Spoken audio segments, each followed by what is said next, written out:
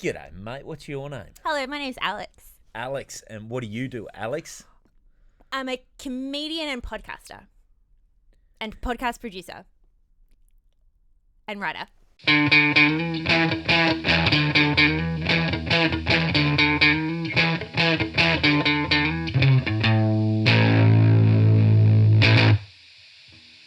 Hello, welcome back to another episode of Crowdworkcast. My name's Andrew Barnett. Thank you very much for joining me. If you are enjoying the podcast, please do like, subscribe wherever you watch it or listen to it. And reach out. Tell me who you'd like to see on the podcast and what you'd like me to chat to them about. My guest today is Alex J. This was a really fun chat. Alex is one half of the podcast, the Dude Cinema Pod, as well as being a comedian who I've known for a few years now. She's an absolute champion. It was a really fun chat. So if you'd like to find out what she's up to, you can find her at AlexJ1 on Instagram. That's Alex Jae and the number 1 on Instagram. So check out everything she's up to. She's a very funny and very interesting person. And give her podcast, Dude Cinema Pod, a listen. You'll hear we chat quite a bit about it in this podcast. If you'd like to follow me, I'm at Andrew Barnett Comedy on Instagram, Facebook, and TikTok. Mr. A Barnett on Twitter. If you'd like to come see me live, Sydney, May 20 and 21, I'll be as part of the Sydney Comedy Festival at the Enmore Comedy Club, which is attached to the Enmore Theatre there. There's tickets available for that. And also, if you're in Brisbane, I'll be there on May 6th as part of the Brisbane Comedy Festival. It's one night only, so please do come along and see that. I'm pretty proud of this new show, so I'd love to see you if you can make it along. Now, there you can find tickets to all that. There's links. I've got a link tree in the bio of my Instagram, so go there. You can find links to podcasts, everything I do. So, check that out. Other than that, just enjoy this episode. This is my chat with Alex J. Comedian, podcast producer, podcaster, and writer. That's my things that I've got going on right now, yes. Now, what's the fave of those? Oh, at the moment, podcasting is number 1. Podcasting. So That's up there. how many podcasts have you got? I've got one. And give it a plug right now. Thank you so much. It's called Dude Cinema, and I host it with my best friend and fellow comedian, Beck Charwood, and we watch all the movies that dudes have told us we have to see. So is that because I never knew the premise behind it. I knew you watch movies and you chat to people about movies. Yes. But I never knew exactly what the Dude Cinema term meant. Thank you. Yes, we have coined our own phrase, and people like to contentiousness it. That's not a sentence, but so basically Dude Cinema to us is any movie that a dude has ever been like, I can't believe you haven't seen that movie, or this is the best movie, you have to watch it, and then like stare at you while you're watching it, anything like that. So at the beginning it was very much just like action, sci-fi, but really it's just taken on its own life as a term, really. So what's the best one that you've seen? Like if you had to say, okay, there's one that I hadn't seen, mm-hmm. and then someone told me to watch, and mm-hmm. they were 100% correct. What's your favourite one of them? Look, very recent actually, and this is the episode that's dropping tomorrow, but we recently did Magnolia with Peter Hellier. Have you seen Magnolia? I haven't seen Magnolia. I can't believe you haven't seen Magnolia, Andrew. I'm kidding. Give me a précis. What's a précis? Summary. Oh, summary. Okay. Short summary. I should know that word then. Yep. It's a 3.5 hour movie, and there's like 6 different storylines that all intertwine, and it's that kind of movie, but it is just usually 3.5 hour movies, like absolutely, like put them in the bin. I hate the Is Magnolia concept. the one is that Tom Cruise? Yes. Where he plays like a MRA guy, like a men's rights activist. Yeah. It's deeply disturbing. Yeah, 3.5 hours is sort of where you lose me there. Just because I 100%. never have 3.5 hours Who does? to sit and watch a movie. Yeah, because you're a dad and you have like responsibilities and stuff. Yeah, I've also just don't have the attention span I used to. I know, me too. Well, me too. And so normally if there's any movie that's over 2 hours, I'm like, disgusting. That's rude. That's absolutely rude on the director's part. But for some reason, Magnolia is just so jam-packed and it doesn't feel like that long. So that one really took me by surprise. So this is the one, Peter Hellier brought this to you guys? Yeah, yeah. And I'm not just sucking up to him. Like, I swear, I really liked it. Oh, really? Wow. So Magnolia, that's your recommendation. What is your do you have a favourite film, do you reckon? Thank you so much for asking. Not many people do. I just love all the movies that I grew up with. So lots of, like, all your, you know, anything that my dad made me watch, really, which in itself is dude cinema. So I've never actually examined that before. But we're going deep. Just realised that. Yeah, yeah. But yeah, anything like your Jim Carreys, like your Dumb and Dumber, Ace Ventura, number 2, not number 1. Number 1's the bad one. Really? There's a lot of transphobic comedy in the first Ace Ventura. This is where sometimes rewatching stuff is, I don't know, you shouldn't rewatch everything. Yeah, because I've got just fine memories of Ace Ventura. I had no real memory that it had any trans content at all. Yeah, yeah. And now I'm not going to be able to enjoy it. But you can enjoy number 2, When Nature Calls, and that's a better movie anyway. Is that the one where he crawls out the rhinoceros? Yes. Yeah. One of the most beautiful pieces of cinematography. Yeah, classic. Absolute classic. So yeah, I just kind of grew up watching, like, you just stupid comedies. And then I had a couple of good ones poke through, like Good Will Hunting. I fucking love Good Will Hunting. And that's kind of it. That's kind of it. So your hitting zone's sort of that late 90s. Yeah. Yeah. Yeah. Nice. Video store. Yeah. Was it videos or DVD? DVD by that stage. I think I moved to DVDs when I was like 12. Yeah. Nice. What's your favorite movie? I was thinking about this today because when we get you on the pod, what will we do? Yeah. I love Forrest Gump. Oh, we haven't done Forrest Gump. Yes. Okay, cool. So Forrest Gump, I actually even read both the books. There's 2? There is. There's Forrest Gump and Gump and Co. are the 2 books. Ah. So in the books, I think it's Winston Groom is the author. Mm-hmm. In the books, it's actually sort of much. He does much more. It's sort of a much longer story. So the movie covers sort of most of the 2 books. Mm-hmm. So it's not really like you'd be able to, you know, make a sequel. Yeah.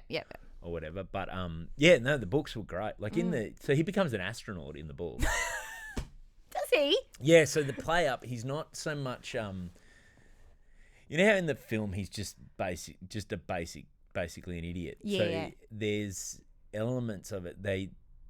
What he's described as and what would have been described at the time as an idiot savant. Mm-hmm. So he's mathematically like a mathematical genius, which is how he ends up going into space with a.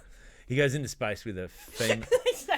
All I can think of is Fast 8, the 8th movie in the Fast and Furious franchise, where they go to space, and that's just what I'm imagining, just jumping in a car and driving off into space. Not quite that silly, but it's that same satirical thing where he gets put on a program with he gets sent in with an orangutan and the first female astronaut. Wow. And that's the whole newspapers make fun of. It's an idiot, an ape, and a woman going into space. Like so it's still that same sort of undercutting. Poor woman. I know. Dudes, I have gone to uni or whatever you need to do to be an astronaut. But they do crash on the way back in, and he spends like a year living in the jungles in New Guinea and stuff. Well, that's a sequel. Mate, it is. But yeah, the movie itself covered the whole lifespan. You know what I mean? That all happened before the kid. No, but yes, I don't remember much else from the book. I read it as a kid, and that's one of those ones where now I go, okay, I love those books. When I was maybe, I don't know, what year would that have come out? Do you remember? Maybe 90. I have no idea. 91, early. Feels 90s. early 90s.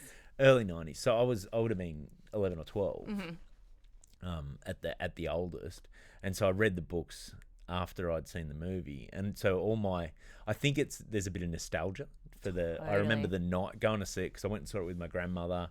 Cute. So you have genuine visceral memories. I love it. Yep. So she took my brother and I. We went and saw it down at Cronulla, near where she lived, and then we'd had dinner and we went for a walk along the Esplanade down at Cronulla before we went home, which I loved. Because we'd grown up in the country, not anywhere near the ocean.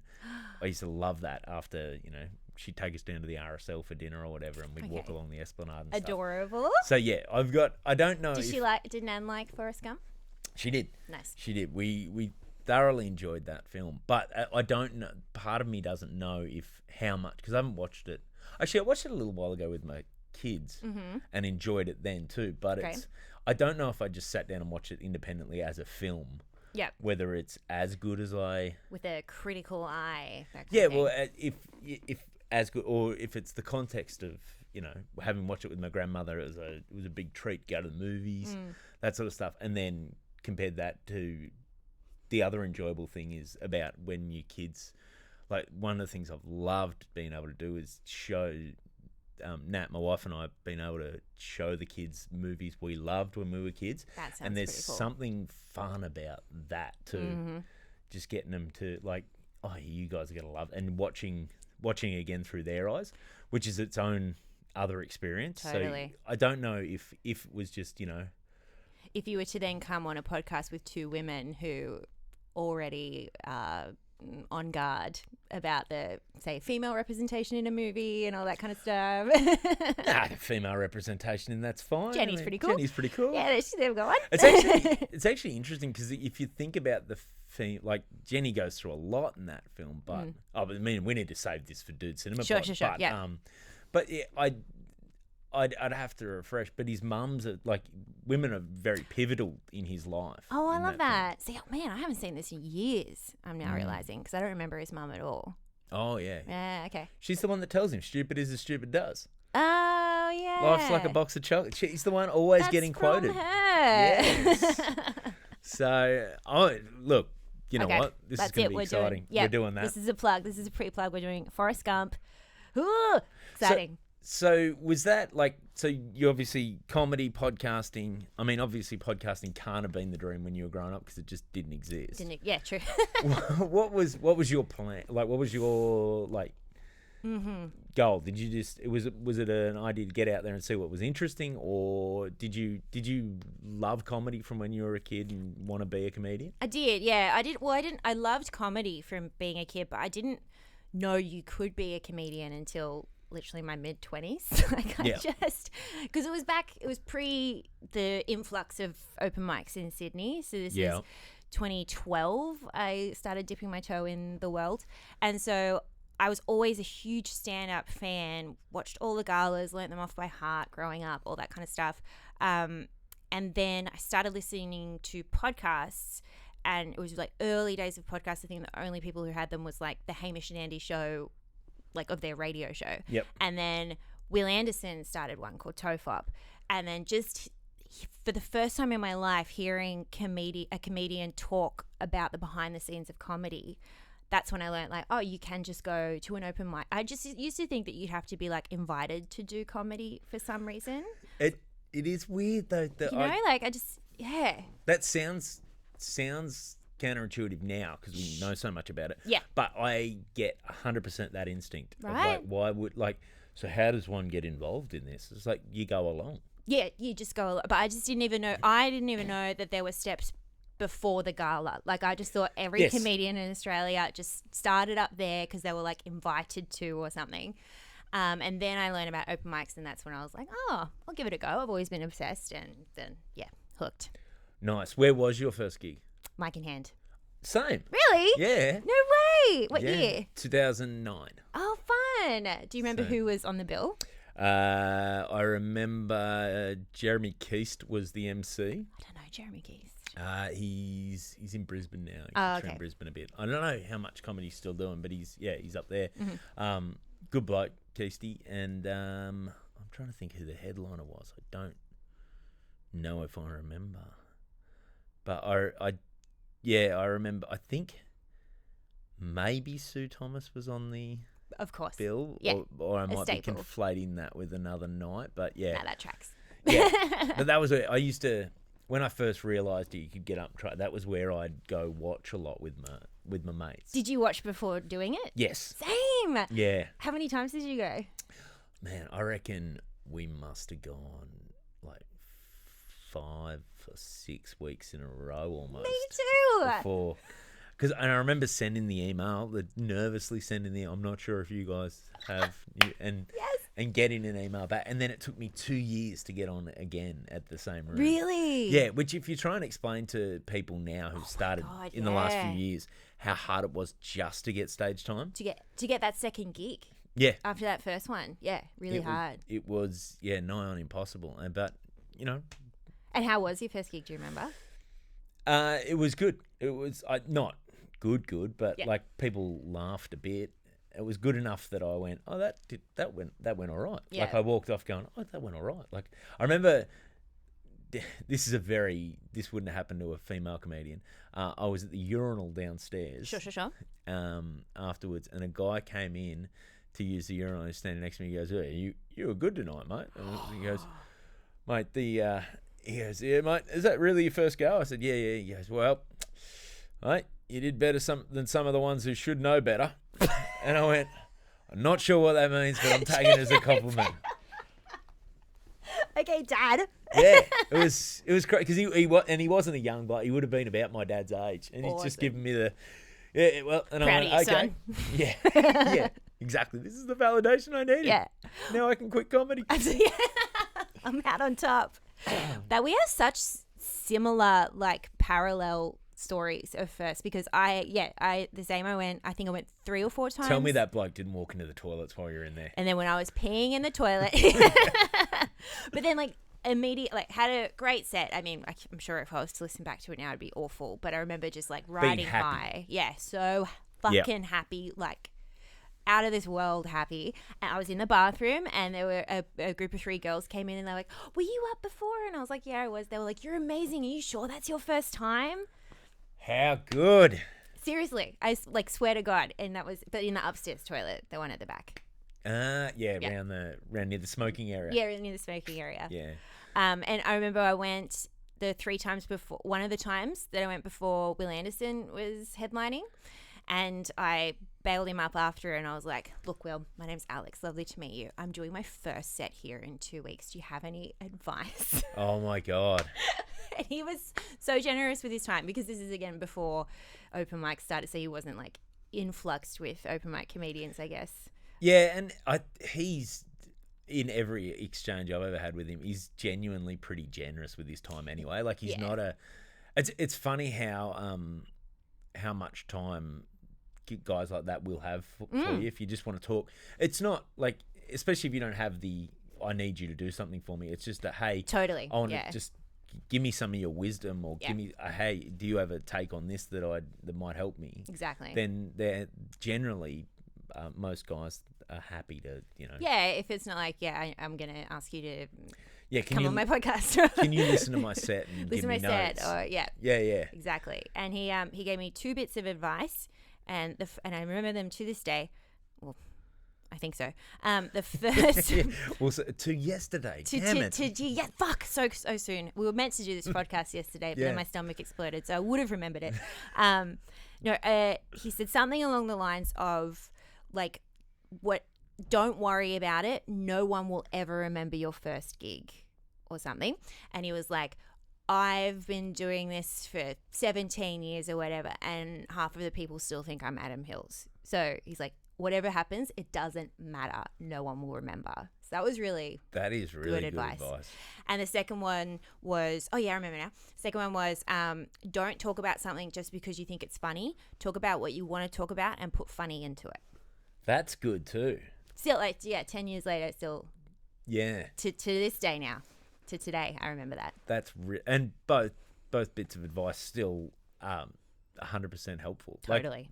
Like, even at this stage, going to a gig, you're like, okay, well, if this doesn't work, it's not the end of the world. Yeah, I just hope. Give it a swing.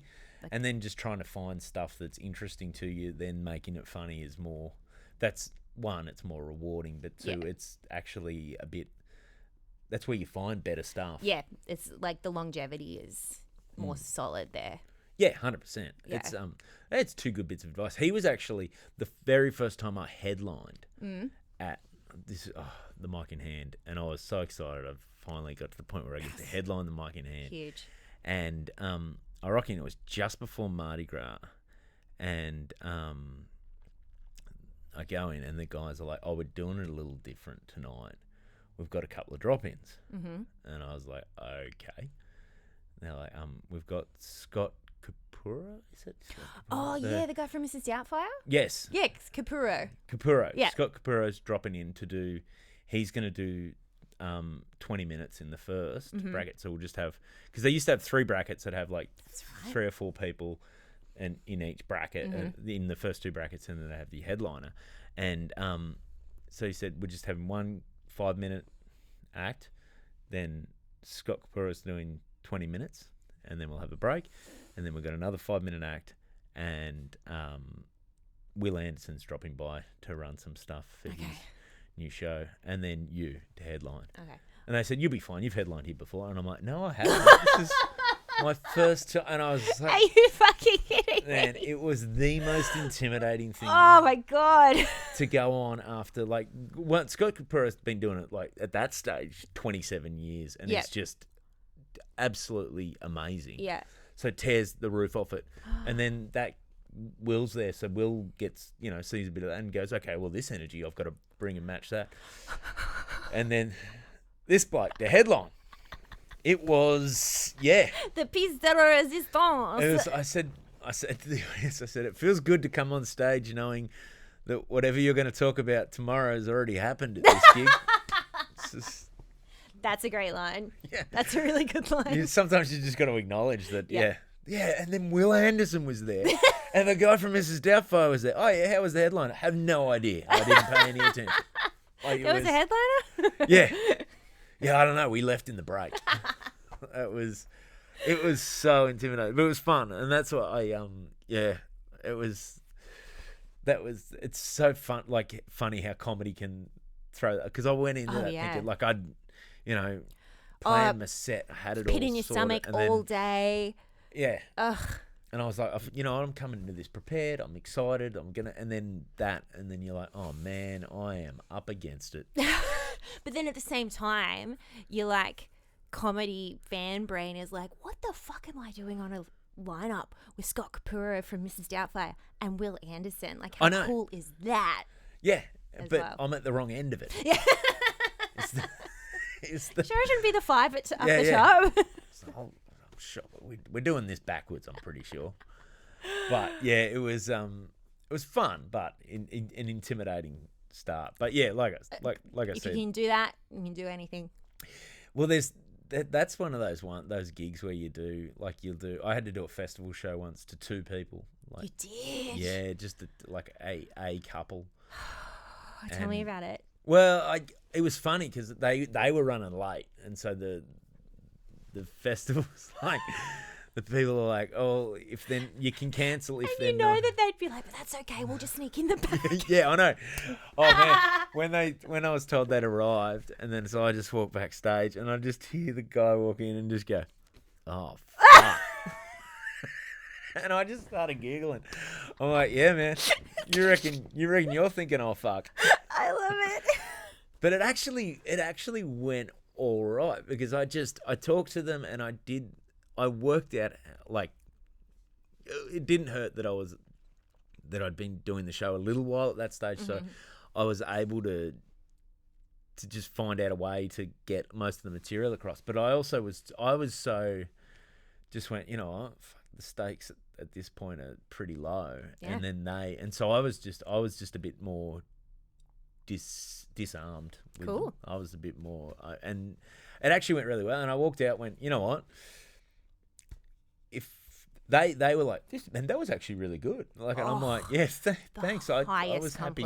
Yeah. Like, I was getting actual laugh out louds laughs from 2 people who come in, and the hardest thing there is you come on and they're nervous. Yeah. Because they're like, oh man, if this is shit, there's a lot of pressure on us to laugh. And the fact that the 3 of us were able to relax and Amazing. have a fun time was all right, like went all right. But that I walked out of that just going, well, you know what? If I survive that, that is incredible especially for a solo festival show. Like if you can get through that, it's like any crowd that has more than 2 people, bliss. yeah, I'm gonna have the best time. yeah, exactly. So it's and that's one of the fun things about comedy though, is there's always those weird things that get thrown up for you. Yeah. So when did the podcasting start for you? Oh yes. I started my podcast. Do you remember back in the day? We started 4 years ago, and it was at the time where every comedian had a podcast. That was the joke. Then, well, now as opposed to now. Woo-wee. Well, now I work. Now everyone has a podcast. Everyone has a podcast. Yeah. So was that your first go? Was that your first podcast, the Dude Cinema Pod? Yeah, it's the only podcast I've ever done. Really? And yeah, we've been going 4 years. Never 4 changed. years. Never changed anything. Never changed structure or anything.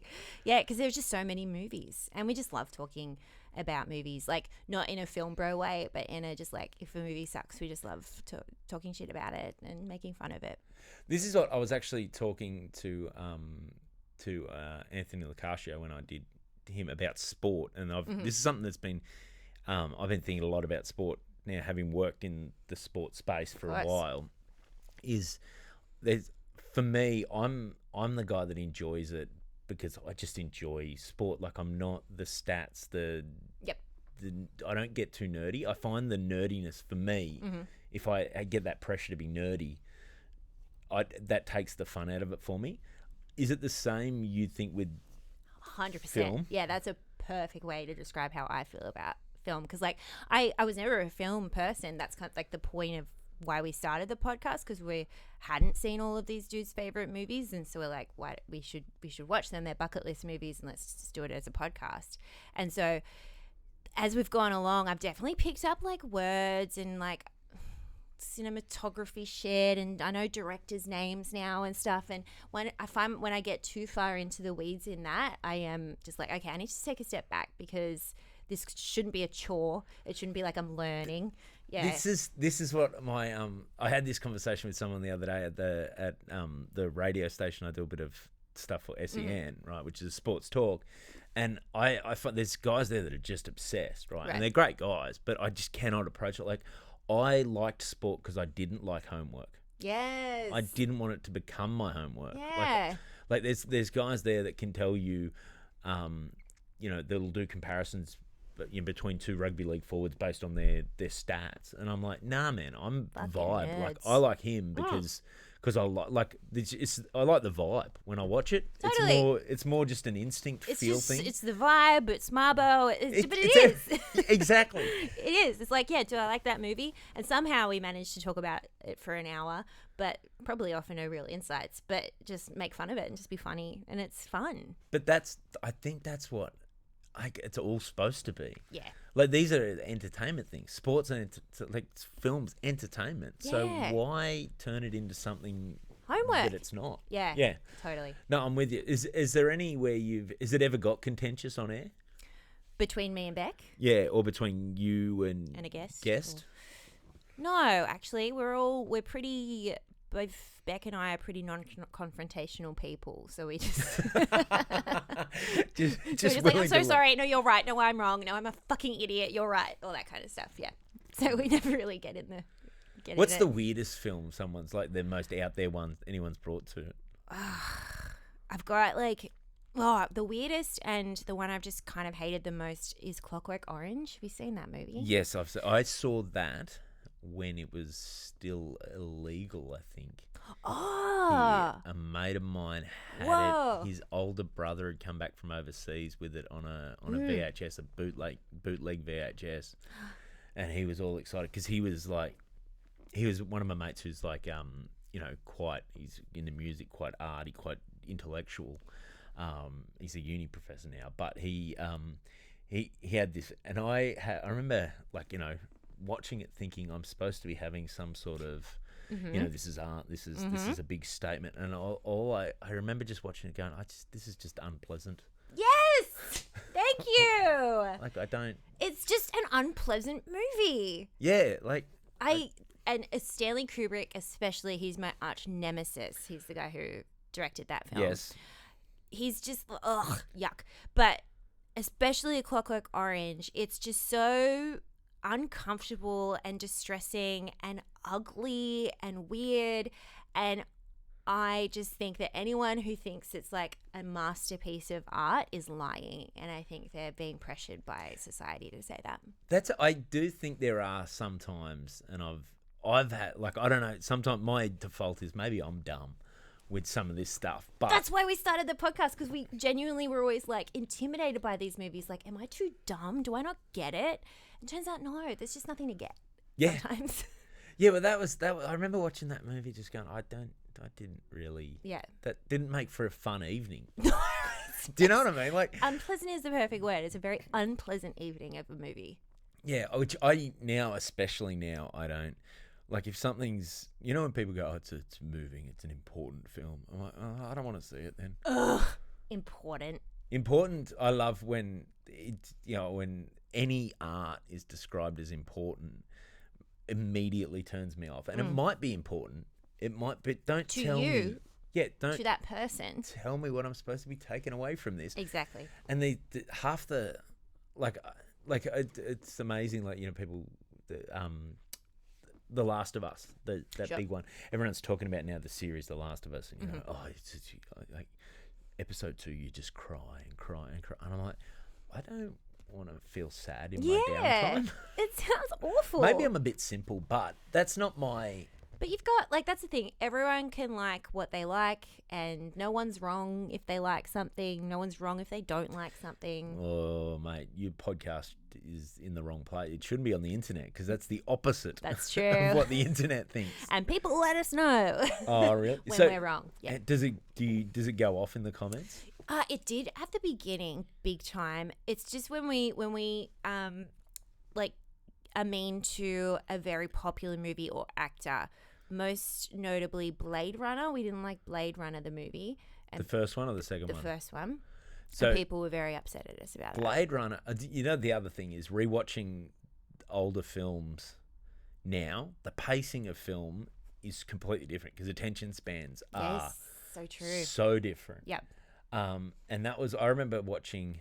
Actually, came up in my Time Hop. Have you got Time Hop? I did used to have Time Hop. I remember Time Hop. Yes. Yes, so it came up in my. So if you don't know, Time Hop's just a little app that every day it'll show you photos you took on that day. Yep. From all the different years, and it came up. I was on a cruise ship, I think, in New Zealand, and we just a day in Auckland, and I had a day to kill, so I went and saw Blade Runner 2020. Oh, 2029 or something. Yeah, whatever it was. Sorry. And I went and saw that, and that amazed me how that kept similar pace. Yeah. It probably, I don't know if it actually does, but it felt like it because it was so much slower paced than other films that were around at the time. So, but yeah, that is like, I remember going to see with a mate of mine who's a real like movie nerd, loves movies, not to the point where he's not like that nerdy, like I'm right, you're wrong guy. He just loves, he just watches everything, loves it, loves. Okay. I love cinema. that type of person. Yeah. Yeah, perfect. And we went and saw Taxi Driver at the Dendy in Newtown because it was I forget what anniversary, but it was an anniversary of it. And so we went and saw it. And another mate of ours was just sitting there going, man, this is so slow. Wow, yeah. And it is, but that's the pace that things were in the 70s. It was, yeah. I liked Taxi Driver. Yeah, I liked it too. I've recently learned I'm a bit of a Scorsese girl. Really? Accidentally, yeah. Accidentally. Yep, didn't mean to. But we recently did the movie Casino. Have you seen that one? Yes, I've seen Casino. And I fucking loved it. I had Casino on I think I bought it in like a triple pack of gangster films from like Woolworths or something. Great. Years and years ago. Goodfellas, Casino, Godfather 1. No, actually it was Scarface was in there with of course, it. Yeah. So, which Scarface, I don't like. I'm gonna get in trouble here, but I'm too. yeah. Yeah. I didn't think that was great. Goodfellas is one of the greatest films of all time. Fucking loved Goodfellas. Who did Goodfellas on the? We had Jo Thornley. She used to have a podcast called Zealot, which was like a really big popular cult podcast before cult podcasts were a thing. And she brought it to us. She loved it. Nice. Yeah, that's another good one. Long film, though. Long, but Scorsese knows how to do it. Certainly. So, what's your favourite Scorsese? I have to say Goodfellas. Goodfellas. Yeah. So were you always like a movie liker? 'Cause No. Didn't you spend some time in LA? Oh, I sure did. Yes, I moved to LA 6 months after starting stand up in Sydney. Yeah. And Thought I've learned enough I'm gonna here. fucking make it. I was like, I went from little fish, little pond to teeny tiny amoeba, big pond in LA. But I just got like a visa that you get after you finish uni, and I just went over for a couple of years and worked in a diner and did about 3 sets, I think, because it's impossible to get sets in LA. Oh, really? Well, it was back then. Yeah, there was like, I think the stat at the moment is like 6,000 people identify as comedians in the Los Angeles area alone. Identify as comedians. That's what we've come to. I don't know if they identify as funny. Yeah. You're not allowed to say I'm not funny because I identify as funny. Identify as in, like, I think they We should get our say own. they're a comedian, but they don't necessarily earn money and stuff yet. Wow. I identify. We should get our own bathrooms. Yeah. Actually, no, I don't want to share a bathroom with a male comedian. I'm so sorry. No, with good reason. Yeah. With good reason. It's that's so yeah. I like I'm conscious of it, but I'm so unconscious of the different experience with that. Like in terms of because obviously you're in your own skin. You don't necessarily know, but yeah, we'd still need male female comedian Absolutely. bathrooms. I'm so sorry. I need to put my foot down on We that. should need our own category of bathroom. Yeah. Then Just go. a bathroom for every profession. I don't know if I want to share a bathroom with Joe Camino either. Yeah. So that's for you to deal with. I hope he's watching. Hello, Joe. Yeah, so LA, so you just went over, is that just adventure or what did you do at uni, by the way? I have an undergrad, I have a bachelor's of criminology and a grad dip in forensic mental health, which I've never used Which either is of super those. handy doing a podcast. Yeah. How are you not doing true crime podcasts? I just put that together myself. I'm having a lot of revelations in this podcast. How am I not doing a true crime podcast? I mean, it was so long ago that I graduated. I don't remember anything from it. But then back, I don't know if they still do, but there was a J1 visa where you could go and just work anywhere. You didn't have to be like sponsored or anything for a year after finishing full-time study. Yep. So I went over for that. And then I met a boy and got a boyfriend. And so then after that year, I came home for 3 weeks and then went back on a visitor's visa and just worked under the table for another year. Well, really? And it's like a Is that catering a euphemism company. or? Yeah. It hurt my back. I was always crouching. And so yeah, I just worked like at a catering company and then Like Party Down. I love Party Down. So I'm do I. literally in the middle of rewatching it with my boyfriend right now. Have you seen the new series? No, we're working up to it. Oh, yeah, it's good. Have you? Yeah, I'm up to date with the new series. I love Party Down. I love Party Down. You know who put me onto that? Is that mate, the cinephile mate Yeah, of see? mine. He's good. He just found it and he goes, you got to check this series out. Oh my God. Ages ago. That's so funny. We literally watched an episode last night because my boyfriend hasn't seen it before. So I'm like, you have to catch up and then we can watch season 3 together. Yes. So we're like, we just started season 2 last night. Oh, that's so good. It's really good. Do you get jealous when someone's experience that's one of the great things about showing the movies to my kids. Oh, I can imagine. But it's that feeling like, oh, I'm jealous. Jealous You of don't even you. know what you're in store for. You can remember this moment, you guys, because you never get this back. Like, I wish I could experience Die Hard for the first time again. I did experience Die Hard for the first time just like 2 years ago as an adult. Oh, really? Yeah. What'd Loved you it. think? Great. Yeah. Yeah. I get it. Which Die Hard? Have you watched all of them now? We do them every Christmas, and Yep. we've done 3 now. Done 3. Yeah. So Die Hard 4 is... What one's that? Is that the internet one? There's an internet one? Yeah. Yeah, what is it? Because you got Die Hard 2's It's like Die Hard MySpace. where they're going under the... no, is that Die Hard 3 where they're stealing the money from the bank? I'm trying to think. I can't remember now. Die Hard 2 is where, and this is what my co-host said, it's like Die Hard 1, but the Nakatomi Plaza is put on its side and it's a plane. Yes. That's not... So 2 is the plane. 2's the plane. 3 is, I think it's Samuel L. Jackson. Yes, Samuel L. Jackson. Yeah. Driving around New York City. Yeah, suddenly it's a race relations film. where they're stealing the... It's a buddy cop. Yeah, buddy cop. And then Die Hard 4, I'm pretty sure, is... Then it's the one where there's a hack on the grid. Ah, nice scenario, and Kevin Smith has a cameo in it. He's everywhere. Yeah, that guy. This was peak Kevin Smith, of course. Time, I think, when peak cameo Kevin Smith, not doing his own films. Such a dude. Sort of that time, and then I'm trying to think what the one after that is. But there's like 6 or 7 now, isn't there? Yeah, there's a bunch. Good for Bruce. I don't think there's going to be any more, unfortunately. I don't think there will, no. But Brucey has retired. Yeah. I love Bruce. Is he your fave? Yeah, growing up too. He was always like so hot. He was a babe. See, this is the thing. My wife she loves bad action films. Mm-hmm. Just always has, and she loved a Steven Seagal film growing up.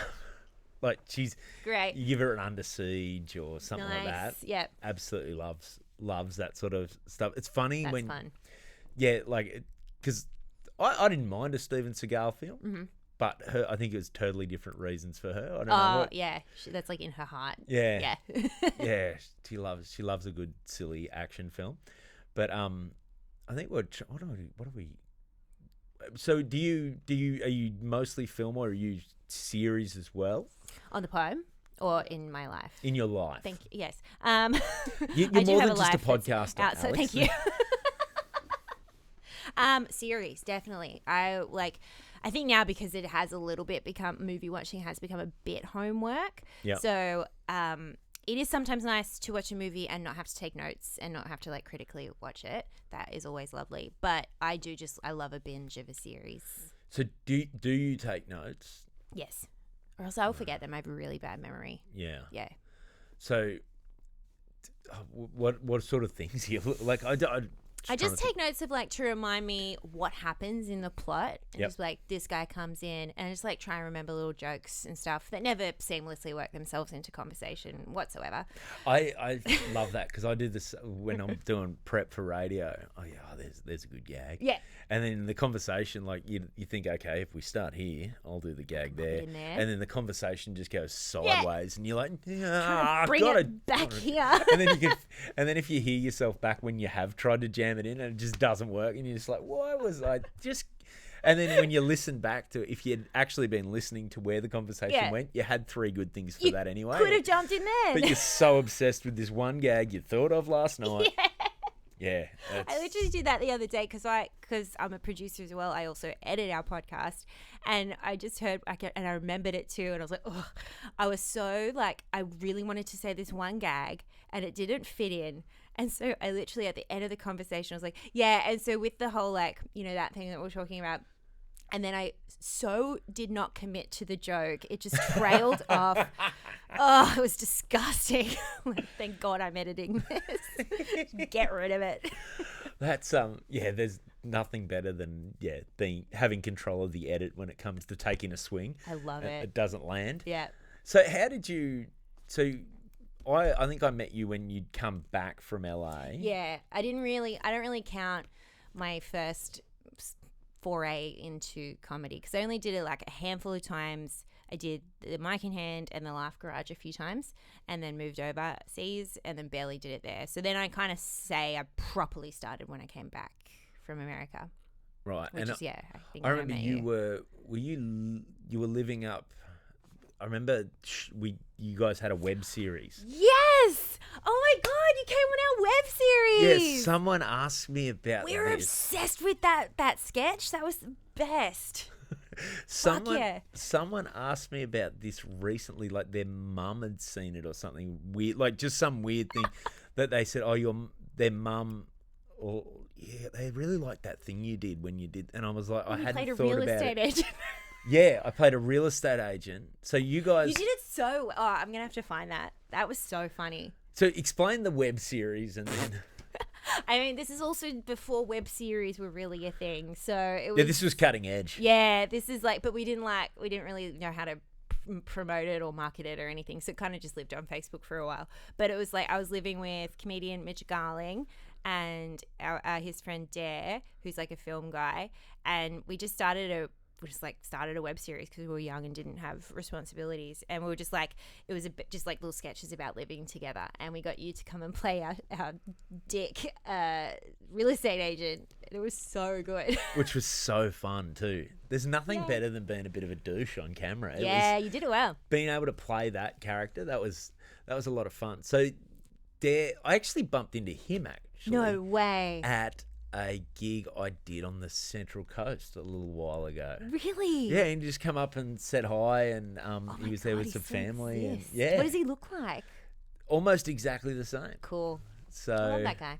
Yeah, He's cool. Good guy, and that was interesting because it was like shot properly, like he That's right. really because he's actually he went to film school. Yeah, he knew what he was doing. So how did you end up in that mix? Living with those two ghost boys. We're all from the coast, and so Mitch and I wanted to move down because we needed to be closer to Sydney for gigs. But then I had a job up at Tuggerah, so we decided that Hornsby was like the good halfway, and so it's purely just from both being on the coast. So and then the idea got kicked around. Maybe we should do a web series. Yeah. We actually pitched it for. Do you remember ABC Fresh Bloods? Yes, I remember. We pitched it to that and it didn't get through, but that's okay.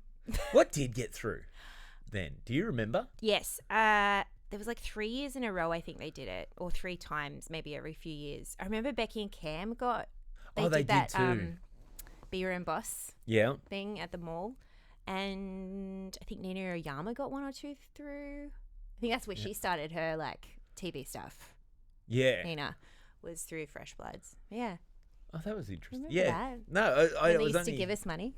It was so it was so funny. That was such a weird thing that I hadn't thought about that in ages, and then it was only a little while ago. Thank you so much for reminding me. I'm so excited. I'm gonna go find it. What was that called? The Rampart, because that was the street that we lived on. Yes. Yeah. So really glad it didn't take off because we literally gave away our geolocation. Yeah. Just in naming. Yeah, and then there was establishing shots from outside your house, so you could really. Not hard to find that house at all. Again, this is I don't know, just the internet wasn't as massive as it is now. Like online content wasn't as huge. And we didn't realise how dangerous that could be. It was weird because I was working at 000 at the time. I was like so like on for police on the phones, and I was so like what's the word? Security conscious? Security conscious, yeah.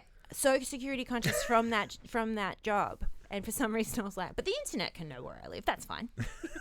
The internet, not everyone's got that. Yeah. This is pre-NBN, guys. Yeah, exactly. Yeah. It was not dial-up, but close to. Yeah. What was it? The broadband that we all used to have that was ordinary. At AOL. Yep. Yep. Oh man, I haven't thought about that in ages. So going forward now, podcasting. What's the next phase look like? Well, I just started working as a podcast producer as my day job. I finally got to quit my non-comedy industry day job. So as a professional, how's this going? Good. Yeah, I'm really loving it. I'm with good. DM Podcasts, and that's who my podcast is with. And I just started like freelance editing for them to get some cash, and then a position opened up and I slip it in there. Nice. Just got my little wet fingies in there and can't get rid of me. And so, so now I'm day job is producing, and I'm really loving it. It's a really cool thing. It's just, it feels cool because like I used to be obsessed with podcasting as well, same time as being like obsessed with stand-up. And it's just one of those like nice fun moments of like, and now I'm working in it just a quick 12 years later. Yeah. Didn't take me long to get around it. It's funny though how you end up. I do have this thing that I think like if you are following your interests, you do end up where you're supposed to be at some point. Yeah, totally. And so, and obviously, so you produce. What's involved in producing the podcast? Editing and That's like the basic. And then just like helping clients create podcasts and like where they want to go with it. And then like a lot of like money stuff, like finding campaigns and sponsors and all that kind of stuff too. Nice. We're also with Batuta. It's like Batuta Advocate is DM is the podcast branch of Batuta, and I've started writing for Batuta recently as well, which nice. is fun. Congratulations. Thank you so much. As a comedian, it is so heartwarming. Yes, that is a fun fun gig. Yeah, so that's just like a little side thing, like. Oh, lovely. But mainly producing, yeah. Mainly producing, stand up, and then your own pod. Yeah, stand up at the moment is probably like I'm spending the least time on it at this current point in time. Do you ever find that? Do you ever dip in and out stand up wise? I've never You're pretty dipped consistent out completely, but when I was really busy at Fox, I wasn't gigging as much as I probably would have liked. Yeah, I think that's where I am at the moment. Yeah. But it's important though when you get those sort of opportunities. Like you don't want to. I also think you've got to be doing different things. Otherwise, if I'm just always focused on stand-up, then my stand-up's not as good because I'm not doing stuff that sparks the creativity. So I'm a bit like I need a few different things going on. Yeah. But yeah, it is.